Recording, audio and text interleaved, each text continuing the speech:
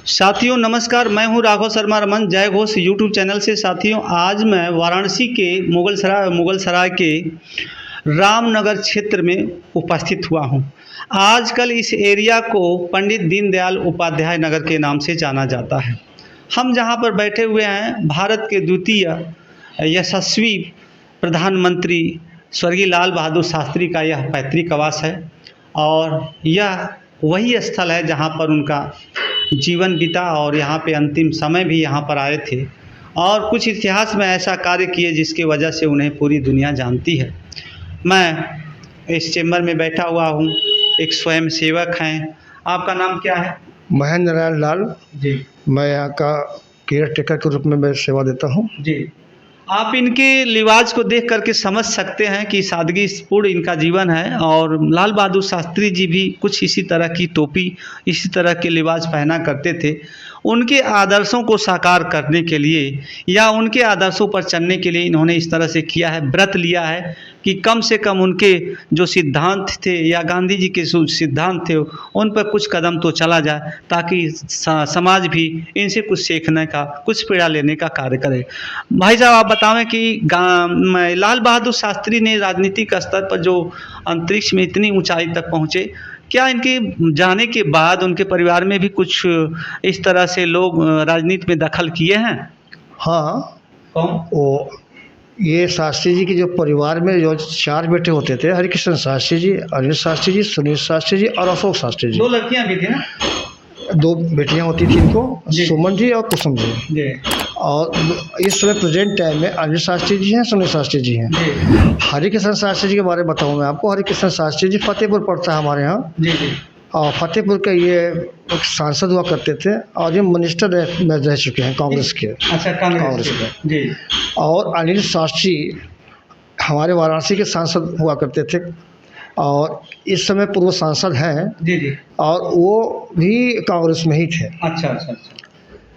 तीसरे सुनील शास्त्री जी हमारे अभी पूर्व सांसद ये भी हैं, लेकिन मिर्ज़ापुर के सांसद हुआ करते थे। शायद हमारे हिसाब से ये जनता दल के या अनिल शास्त्री जनता दल के थे। कांग्रेस के ही थे। बाद से अशोक शास्त्री जी के बारे में बताऊँ कि अशोक शास्त्री जी चौथे बेटे थे। हाँ, चौथे बेटे थे। जी। जी। वो किसी भी पार्टी में बिलोंग नहीं करते थे वो। जी। और इसके बाद हरिकृष्ण शास्त्री जी के बाद जी। एक्सपायर होने आने के बाद उनके बेटे विभाकर और दिवाकर जी, जी। ये दोनों लोग फतेहपुर विभाकर में तो वहाँ फतेहपुर से चुनाव लड़ते हैं आज भी। उसके बाद से अनिल शास्त्री वो कांग्रेस से।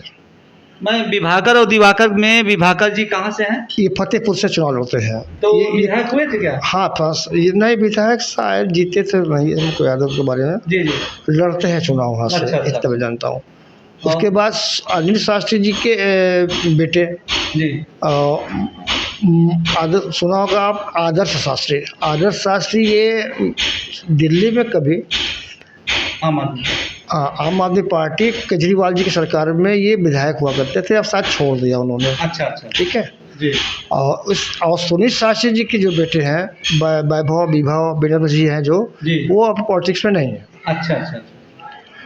उसके बाद से इनकी मेहमत श्रीवास्तव जी बेटियां हैं और 2 बेटे हैं, शायद वो बीजेपी से ही है। वो लोग बीजेपी से हैं। अच्छा, ये एमपी एमएलए नहीं ना है? नहीं, ये कुछ नहीं है। अच्छा, बीजेपी बिलोंग करते हैं बीजेपी से। अच्छा।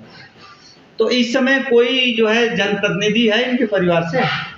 देखिए, इनके नहीं तो ये सरकार में जी। शास्त्री जी के बेटी जो होती थी सुमन शास्त्री जी, सुमन शास्त्री जी के बेटे डॉक्टर सिद्धार्थनाथ सिंह जी हमारे यूपी कैबिनेट में मिनिस्टर हुआ करते थे। जी। लेकिन इस समय पिछले सत्र में थे। पिछले सत्र में थे जी। इस समय वो विधायक हैं और इलाहाबाद पश्चिम से चुनाव उन्होंने जीता था। अच्छा अच्छा। BJP government. जी। अभी वर्तमान में विधायक हैं? हाँ, वर्तमान विधायक हैं। अच्छा। जीते थे वो। अच्छा, स्वतंत्र देव सिंह। हाँ, ये बीजेपी गवर्नमेंट। अच्छा। हाँ, स्वतंत्र देव सिंह जी भी ये जो है सिद्धार्थनाथ सिंह जो लाल बहादुर शास्त्री के पोते हैं, नाती हैं, और वो वर्तमान में विधायक हैं बीजेपी के, है ना। तो साथियों देखिए, ये जो सिलसिला था राजनीति का, लाल बहादुर शास्त्री के मरने के बाद 2-2, 3-3 एमपी रहे, 2-2, 3-3 विधायक रहे और ये क्रम अभी भी चल रहा है। सुनील शास्त्री जी, अनिल शास्त्री जी, उनके बेटे, इस तरह से ये परिवार जो है राजनीति में आज भी सक्रिय है और समाज सेवा के क्षेत्र में भी कुछ लोग काम कर रहे हैं।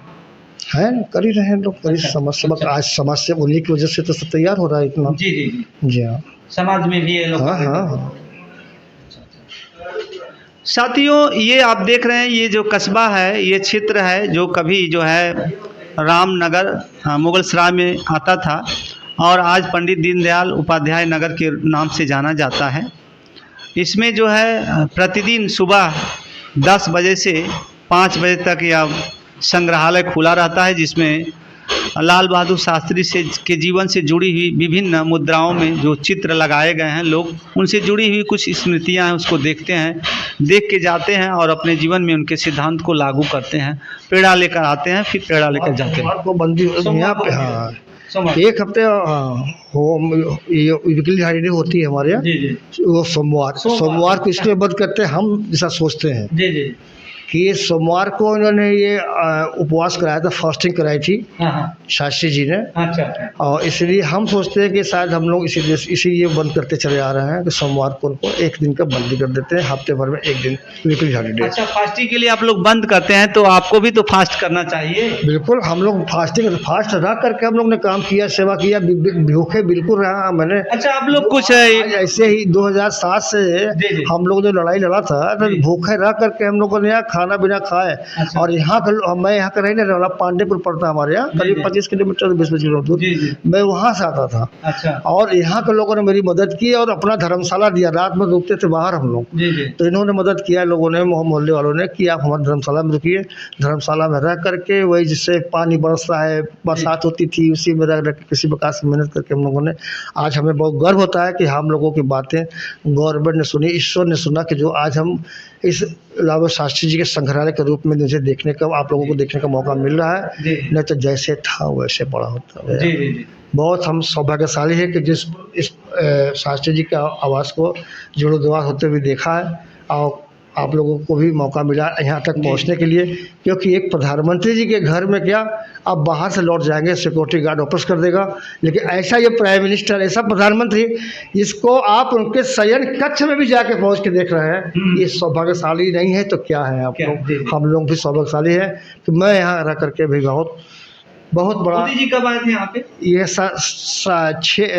6 मार्च 2017 को, 17 को। क्योंकि 8 मार्च को हमारे यहाँ इलेक्शन था जी जी जी और 6 मार्च को उनकी लास्ट था जी जी दौरे का, तो हाँ। 6 मार्च को यहाँ आए थे जी। और आके चले गए। जी। और भाग्यशाली सौभाग्यशाली है कि बाबूजी का आशीर्वाद मेरे साथ है जी जी कि जो मुझे यहाँ पर उनके गर्व होते हैं। सपनों को साकार आप कर रहे हैं ना?